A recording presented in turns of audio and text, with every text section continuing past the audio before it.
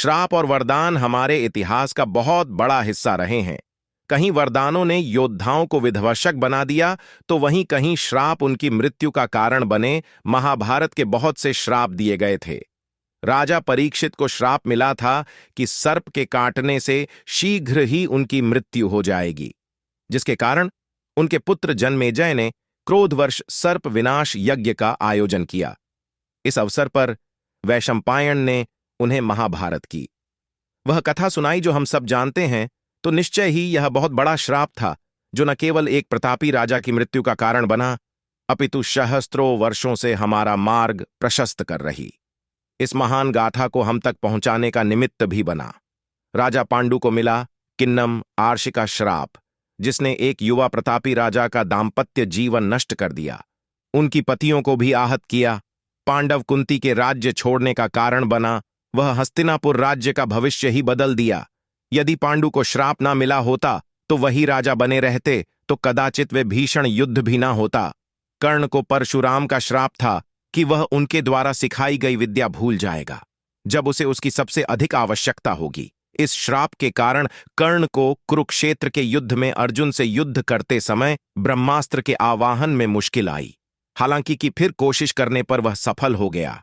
एक दरिद्र ब्राह्मण का कर्ण ने पूछा था कि उसकी मृत्यु असहाय स्थिति में होगी। जब कर्ण की मृत्यु हुई तब पास अस्त्र समाप्त हो गए थे। वह अत्यंत घायल था और थक गया था। उसके रथ का पहिया फंस गया था। अर्जुन के शक्तिशाली प्रहार के कारण उसकी सहायता के लिए भी कोई नहीं आ रहा था और उसकी सेना भी अर्जुन ने समाप्त कर दी थी। वह असहाय स्थिति में ही था।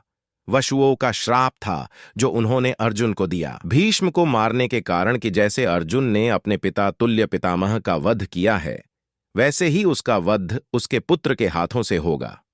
जब इस श्राप का पता नाग कन्या उलूपी को चला तो उन्होंने अर्जुन के साथ मिलकर एक योजना बनाई थी। उसके अंतर्गत अर्जुन का वध उसके पुत्र भब्रुवाहन के हाथों करवा दिया। इसके पश्चात उलूपी ने उसे एक विशिष्ट नागमणि के द्वारा पुनः जीवित कर दिया। इससे श्राप पूर्ण भी हो गया और अर्जुन के प्राण भी बच गए। तो इस श्राप से भी कुछ खास नहीं हुआ। कृष्ण का श्राप जो उन्होंने अश्वत्थामा को दिया, सोते हुए पांचाल खेमे का विनाश करने व पूर्व स्त्रियों के गर्भ पर ब्रह्मशिर अस्त्र फेंकने के लिए, इस श्राप से अश्वत्थामा को अपने रिश्ते पके हुए कभी ठीक ना होने वाले माओवादी काम को लेकर सहस्त्रों वर्षों तक पृथ्वी पर भटकना था।